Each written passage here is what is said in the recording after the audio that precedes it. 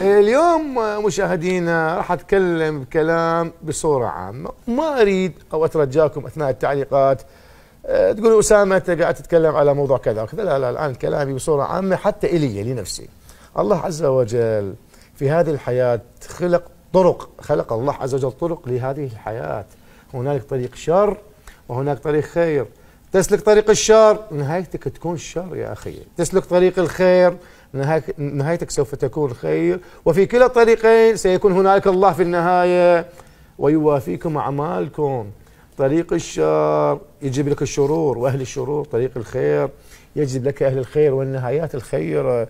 ما كانت بداية خير سينتهي خير، وما كانت نهاية شر سينتهي شر، وفي كلاهما ستجد الله تبارك وتعالى وحيوافيك أعمالك. قد يرافق طريق الشر نوع من أنواع الخداع اللي سبب الشيطان اللي زين الأعمال، نوع من أنواع النشوة أو الثروة، ولكن العاقبة للمتقين، العبرة بالخواتيم.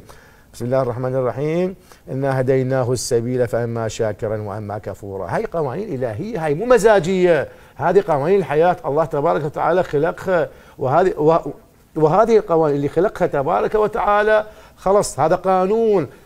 إذا سلكت الشر نهايتك شر يا أخي، وإذا سلكت الخير نهايتك خير. وهذا كلام موجه إلي وللجميع في جميع سلوكياتنا.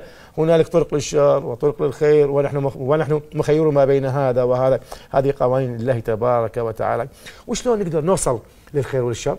عن طريق التربية اللي هي تعلمنا وين الشر وين الصح وين الخطأ.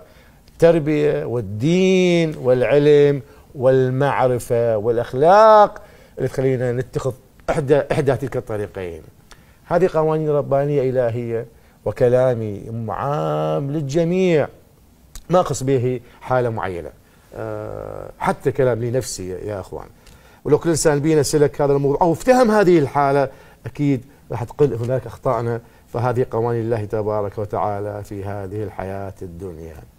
حياكم الله.